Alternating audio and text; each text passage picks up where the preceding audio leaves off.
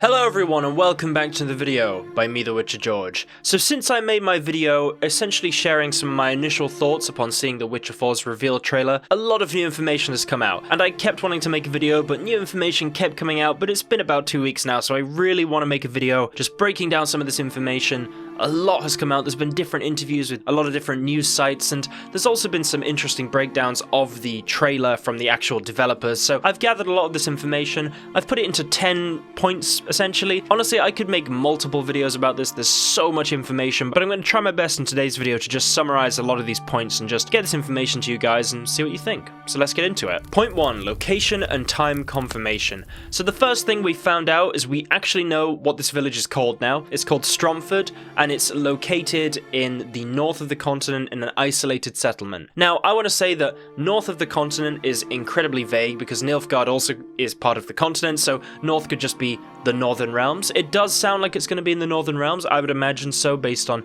it being north of the continent. I'm going to say it could be Kedwen or Kovir. That's my predictions for now. I'm just basing Kedwen maybe on the location of Kaer Morhen, and this is early in Ciri's journey from what we've said, so it makes sense.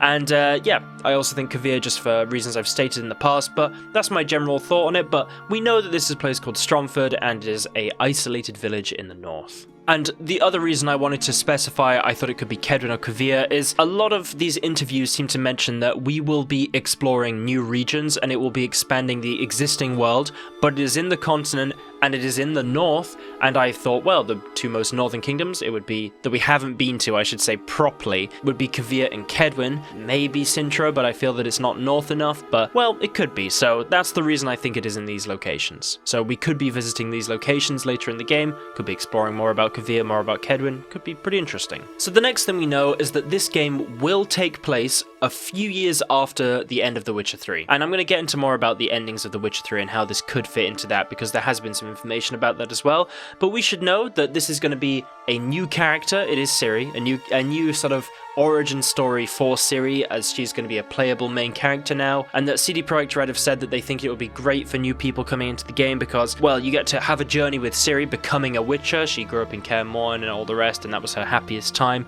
but now we actually get to play as that character, have a journey with her, and other people hopping on to the Witcher franchise will also get to enjoy it. But it's also worth noting it is The Witcher 4, so it will be carrying on from the previous games. So there will be new regions and areas to explore, but it is still very much a dark fantasy world, and it will have a story that Witcher fans know and love. And just a little bit of information about the game that I'm going to stick into this point is that, as we know with The Witcher, this is going to be a lot of moral ambiguity. We don't ever have the right choice, but there is sometimes an incredibly wrong choice, but it's a little bit more grey. And I think CD Projekt Red are really trying to convey that Ciri is different to Geralt, and your actions within the world and the people you permit to come close to you or have any kind of impact on what you do will affect the path that Ciri goes on, so decisions are important. Point 2, respecting all previous Witcher 3 endings. So I'm going to include this point because they have mentioned that they are being very careful about respecting all Witcher 3 endings, so this is all of the combinations. I do not know how they are going to do this, because there is just so many. There's Dijkstra becoming essentially ruler of the north, or Radovid, or Emir invading. It's insane. And then there's everything with if Ciri possibly dies, although obviously she can't in the if you go with that ending at all, or becomes the Empress, or becomes a Witcher. So I'm not sure how they're going to respect all these endings, but they've said that they are really focusing on doing that, so I'm incredibly curious how they are going to do that, but that's something to keep in mind. They've said that they're going to do that, so let's see what happens, because they really want to support the personal choices we've made throughout the games. So I'm curious about how they're going to manage that. We'll have to see. And I just want to say that I still think they're just going to canonize the Witcher ending, because I talked about this in my last video, but after looking at it a bit more, seeing some other breakdowns here and there, I'm pretty sure that the sword she's using is the one that Geralt gave her at the end of The Witcher 3.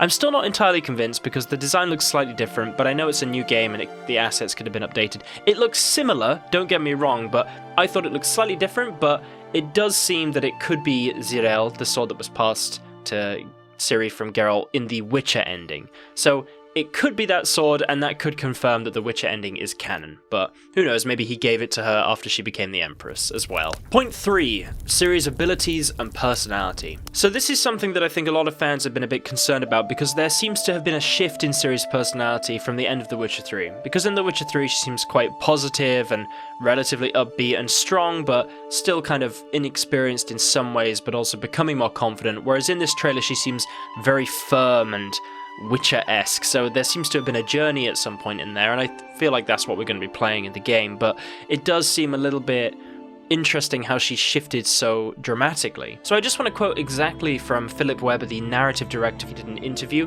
where he mentioned that Geralt has already created a code for himself and he's gone through a ton of experiences to get to that point. With Ciri, we now have the opportunity to show a lot of those experiences as she finds her own code and her own way of handling these tough things. And then also in the breakdown by the game director for The Witcher 4, it's mentioned that if you think about that phrase, if you have to choose between one evil or another, I'd rather not choose at all, that's Geralt's quote, well, Ciri will be the sort of character that will always choose. From what I understand, The Witcher 4 is going to be about Ciri. It's going to be about how she has essentially taken a lot of these tenets from Geralt and the way he's taught her to be a Witcher and follow that kind of path, but also she's got her own way of handling things, and it's not going to be like we are playing as Geralt. We're playing as this moral, sort of ambiguous thing, and we generally go for the sort of good option, but we have a little bit of leeway here and there. It's that I think Ciri is far more definitive with the decisions she makes, and I don't want to say more emotional or something like that, but I think we think of Geralt as being very just sort of emotionless, and Ciri is far more sort of fiery about it. So it seems quite interesting. So there's a lot in the interviews just about how Ciri wants to become a Witcher. She was in Kaer Morhen, that was her happiest time. That's why she's gone on this journey. She wants to now finally do what she always felt like she should do. You're going to guide her, you're going to take her on her steps. It's the beginning of her journey as a Witcher, which we're going to be playing as. It's not going to be like she's been a Witcher for 60 years or something. It's right at the beginning. We're going to shape what she does. We're going to learn what it means to be a Witcher with her. It's not going to be like Geralt where he's more experienced, you know? But something that is quite different about her journey compared to Geralt's is that we now have confirmation, and this was something that was quite confusing for me when I was watching the trailer because I couldn't work it out, but she is using traditional magic. She's not just using Witcher signs. So we said before, I was saying before when she was drawing on the water in the stone, so she's drawing on the water source in the stone to actually perform a spell. I was quite confused about this because I was sort of sat there thinking, for signs you need to draw on sources, like elements, etc. I thought that's something that mages do, and it's a little bit confusing. We don't see it that often in The Witcher 3, but it's mentioned in the books, and Yennefer teaches her how to do that. And you can see in the trailer, it does seem like she is drawing from water, and then she does something like Alzur's Thunder or something like that, or some kind of electricity spell. And it is confirmed that she does that. She does a spell. And it's the same with the chain. She kind of imbues it with a fire spell. These are not Witcher signs from what I can gather. And it's mentioned how Ciri is a source and she has this connection to magic, and that is going to play a part in her journey as a Witcher, so it's different to Geralt. And it sort of combines her teachings, I suppose, from Yennefer and Geralt to create this kind of hybrid mage Witcher, I suppose. But the one concern a lot of us have is that she lost her connection to magic in the books. So, well, she drew on fire and then she had this whole event there and she lost her connection. So how is she going to get her connection back? And that's something they still haven't answered, but they've said that they are really considering that, but we'll have to see. But it is confirmed she is actually using magic. Not using the Elder Blood, we still don't know why, but she is using magic. So what we're seeing is a new type of Witcher, and that's what Ciri is. It does seem interesting to me, but it depends how they're going to handle these lore issues. So there's further discussion about how they have acknowledged she was not a Witcher by mutation in The Witcher 3, so we're going to find out how that happens as well, how she had her own unique way of doing that, which sounds interesting to me. She passed the Trial of Grasses, but we don't know how, and it does seem that she had obviously some say in that because she was not a child that had it essentially forced on her, and we're going to have to see how she managed that as well. And they did acknowledge, because I saw a lot of people saying Ciri was not OP at the end of The Witcher 3, that she was OP at the end of The Witcher 3, and they're going to kind of down her power a lot in some way. So they are doing a lot of what we've already predicted and thought. We will just have to find out how they have managed to do this, or what lore reason they've come up for that to actually happen. So the end of The Witcher 3, she's very powerful. They're going to bring her power right down, and they want to have this story where we develop Ciri as a character. She learns how to maybe regain her magic, maybe she's lost the Elder Blood in some way, maybe that's why she feels like she has to take these Witcher mutations, and then she becomes a character in her own right. And then we have to grow with her on that story. It just depends how she has lost the Elder Blood. I think that is going to be a central part of why she decides to become a Witcher, because she needs to get some sort of power back. Point 4, new monsters and the quest that we are shown in the trailer. So in the trailer, we have now got confirmation that the monster, although we know it's a brand new monster, but we know it is now called a Bork, which is a monster based on Serbian folklore, which is a spider-like creature that gets in the heads of its victims before killing them. So we can see this in the trailer where it's tricking Ciri, it's playing on her fears, that sort of thing. So it's ripped almost directly from this folklore. He senses your fear, he's able to play with your mind, he makes you feel dizzy and lost, then he just attacks you when you're confused. And CD Projekt Red this time want to emphasize that they are trying to make more really creepy monsters, which is great because in this folklore there is a lot of these creepy looking monsters and they're really going to lean into that. And some of the best monsters in The Witcher 3 are these sort of creepy monsters that seem to just come from nowhere. I mean, they added that Witcher Netflix quest, and whatever you think about The Witcher Netflix, I think the quest in The Witcher 3 was quite interesting to see the sort of monsters they were using, and I think they're going to lean more heavily into that kind of monster. Something quite creepy, and just, it doesn't seem to be this sort of general animal. It's like it's been ripped straight from folklore. And we also know that as for the quest, this quest is going to be constitutive of these sort of side content experiences that we're going to be getting in The Witcher 4. So this kind of thing where Ciri goes to a local village and tries to stop monsters. I feel like we knew this sort of thing was going to happen, but that is essentially what we're going to be playing. And they're using actual assets from the game. That's what they've mentioned, so I don't know how close it's going to look to this cinematic, but wow, it could be pretty close. And I think that could be pretty interesting, because the trailer does look amazing, right? I mean, if the game looks anything like that, I can't imagine it. But Kalemba, the game director, once again, he mentions in the trailer that there's always hope and there's going to be a way to save Mione. And I listened to that and I thought, hang on, are we going to actually play this quest later on in the game? And it seems like we probably will. I think we're probably going to get to this quest at some point, and maybe it will have a different outcome, so that's interesting as well. And just going slightly to that point about how they're going to be using the assets, they've mentioned that they're going to be using their own custom build of the Unreal Engine, so wow, I mean, it does seem like this trailer is going to look sort of like the game we're going to get in some ways, so that's quite interesting, and I'm looking forward to seeing how that actually plays as gameplay. Point 5, Geralt's return is confirmed. So we already sort of knew this, I just thought I'd add this as a little point because it was actually confirmed now. We know Geralt is going to be coming back in this game and he's going to play a role with Ciri. I've also heard confirmation that he will have had his ending at Corvo Bianco, whatever that happens to be, and it will have some relation to that. So I think that's pretty interesting. We don't know what he's going to do. It's a secret for now. We might find out more soon, but that's what we know so far. Geralt is definitely coming back. Point 6, lore concerns. So CD Projekt Red have addressed the lore concerns a lot of us have, because we have a lot of lore concerns. I don't need to read everything they've said about how they want to respect the previous games, they want to make sure the game is in line with them, they're going to make sure that it all fits in with the lore of the books, and just, well, as I said, the lore of the games as well. It's not just sort of a fresh, soft reboot or something. They're respecting what they did before. But they want to make sure people know they're not just making stuff up. They had Ciri planned for a long time, and it's something they are really hopeful about and they want to do well. And so far, I trust them, but let's see what happens. I'm positive about it because I want to be, and I think that if they handle it in a good way, it could be quite an interesting story. So let's just see about that. But they do discuss something which is probably the biggest concern I have, which is just about how she was incredibly powerful at the end of The Witcher 3, and somehow they're going to have to nerf her, and if it feels unnatural, it's going to be very strange, I think. And there are also concerns about the Witcher 3 endings, but I've discussed that, and they're going to try and work around that, I think, but we'll see how. But the main thing we've got proper confirmation about is that they have said something happened in between The Witcher 3 and The Witcher 4, and Ciri has lost her powers.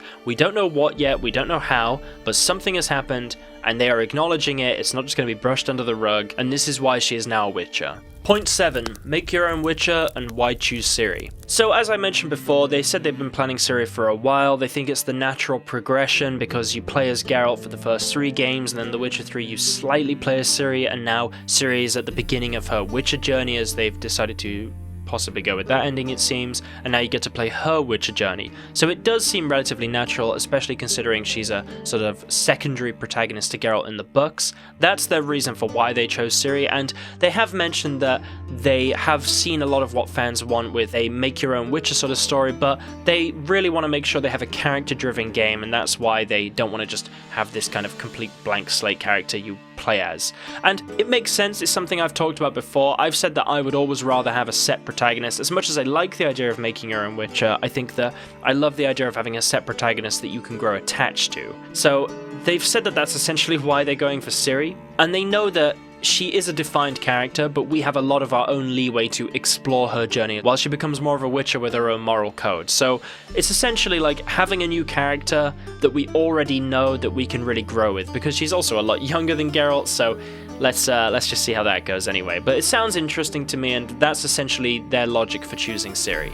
Point 8, Ciri's voice actress has changed. So this is something I mentioned in the previous video that I picked up on a little bit, but I did actually look into this a bit more and I read a couple of things, and it does seem they have recast Ciri for the new game, at least the English voice actress, from actor Joe Wyatt in The Witcher 3 Wild Hunt to Kira Berkeley in The Witcher 4, 5 and 6, because they've said it's going to be a trilogy of games, so I hope they don't keep changing the voice actress, but they have confirmed it now, so we know the voice actress has changed. Point 9, Gwent Confirmed. So I'm going to be honest with you guys, I was not shocked about this. I did think Gwent would be coming back. I hope it will be more akin to what we saw in The Witcher 3. I don't just want to port over of the standalone game, as much as I thought that was interesting. I kind of don't want to feel like I'm just playing a sort of, I suppose, like a literal separate game within the game. I mean, it could be interesting to actually have Gwent in the Witcher 4 as it was as a standalone game, but I'd rather have it sort of feel as if you're actually playing it at a table or something, you know. It's not just sort of like a complete set minigame. Maybe something like Red Dead 2 with the poker, something like that. But they have confirmed there will be Gwent. Maybe a sort of Gwent 2.0. Point 10, an impactful story, quality, not quantity. So with this story, they've yet again emphasized the importance of our decisions while we play the game. So what we do will have an impact, but they also want to let us know that we don't have control of every aspect. There are sometimes we'll decide to do something and the outcome will be completely different to what we actually wanted, because that's often how it is in real life. Maybe you want to help someone, but actually they're a terrible person, they'll actually do something horrible to you or something like that. So they want to let us know that we can make our decisions, but the consequences aren't always predictable, which to me is really interesting, because I love the idea that we don't exactly know what is going to happen from doing something. I mean, in The Witcher 3, I felt sometimes the choices were quite obvious about what would happen if you picked this or picked this. Sometimes it wasn't so obvious. There were some moments where you really... I did make a lot of mistakes as well, but for example, being with Triss and Yennefer, you could imagine that wouldn't work out so well for Geralt. But I feel that it's interesting that they're going to allow us to actually make decisions and then have outcomes that are not exactly what we predict. And I know that that wasn't The Witcher 3, but I think they're essentially going to push that even further. And I think that will make the game incredibly replayable, and they've mentioned that replayability is something that they think will come with this further push into having unpredictable consequences, and there may even be more consequences than the previous. Well, I imagine there will be more consequences than The Witcher 3, so it could make each playthrough incredibly unique, which is also really cool. And something they've also mentioned, but I understand where they're coming from with this, but I do feel slightly concerned, because they mentioned how the budgets for open world RPGs have really ballooned in the past few years, but so has content, and there are just a bunch of icons on the map that have basically no meaning, but they're there just for the sake of filling a map up, and they want to pursue a more sort of quality approach. And I think my concern with that is that I don't want them... I liked doing the markers in The Witcher 3, I thought it was quite interesting to find these little areas to go, but at the same time, if it's like, right, we're going to decrease that, but we're going to up the quality of what is actually on the map, and there will still be a lot there, I think that's great. I think that's great to see. I like having meaningless little treasure things you can find with little notes, though, because that's always fun as well. So it depends what they're doing and how they're doing it, but they do seem to be focusing more on quality, because I will admit that these Skellige treasure hoards were quite annoying to get all of them when I was doing my playthrough, so it'd be nice to have a bit more of a mix, I think, a bit more of maybe the sort of higher quality stuff and less of that, but I still want the map to be massive. I still want these sort of little hidden secrets to exist. I always thought of that as extra anyway. It's not that you need to do that, because they've really emphasized how they want to make sure that what they're doing is meaningful, that what we're looking for is meaningful, and there's only so much well, treasure hoards you can find before it's not meaningful anymore and you're just repeating it, and that's what they define as too big. I do understand that point of view, but I also think it's quite fun to have ways of getting this money in the game, finding each of these hoards, having a little interaction with monsters, and just feeling like you are doing this kind of mundane stuff in the world as a Witcher. So I think they're going to be careful with how much of that they remove, because everything can't be this incredibly meaningful interaction every time. You've got to make sure there is a bit of the mundane for people that want to have that experience as well. And just for one final extra point I wanted to add, because I love you guys, I didn't know exactly where to put this point, so I thought let's just add it on at the end and it'll be fine. And it's about how romance is apparently going to be a big thing in this next Witcher game, because it was a big thing in the previous Witcher games, and I'm curious how that will work with Ciri, is all I'm going to say, because we've had some interesting events in the books, and we've had some interesting events in The Witcher 3. We know that she had Missel, who... her relationship with Ciri is pretty interesting and borderline abusive, so that's an interesting one. In my opinion, based on reading the books, it seems like she kind of takes advantage of Ciri, but you can see how you feel about that, because relationships are, I suppose, complicated, but that was an interesting one. And then you also have everything with Skell in The Witcher 3 and other events throughout the books. So, romance will be a thing. Let's see how that plays into it. So, I've spent quite a lot of time trying to put this video together. It's been quite complicated to read through all these different interviews and make sure I don't miss anything. I'm sure there is some stuff I've missed, but I hope you guys have enjoyed today's video. I hope you guys are excited for The Witcher 4.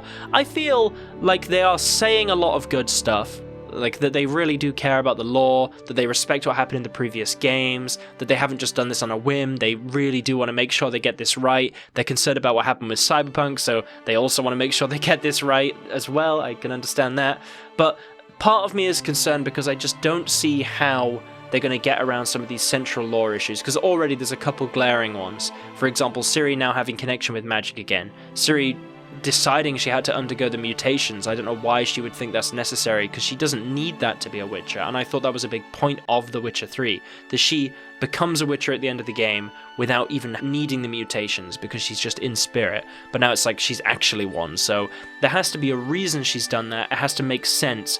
Even if she loses the Elder Blood, I don't know why she would just immediately think, gotta be a Witcher. Even if she really likes Witchers, I just think it's gonna make sense, and I'm positive about it, but that's my concerns. That's a lot of the concerns I have, and I think a lot of fans have. I'm not against playing as Ciri, and I think that you can have character growth as Ciri, and it can be interesting. It just depends how they go about it. But that's everything I've researched so far about The Witcher 4's trailer. I'm sure there will be more information coming out, possibly by the time this video has come out, but I hope that's been interesting for you guys. I hope you have some interesting thoughts about this. Please let me know in the comments below. I'll try and reply to some comments. If there's any information you think I've missed or different interpretations you have, please let me know.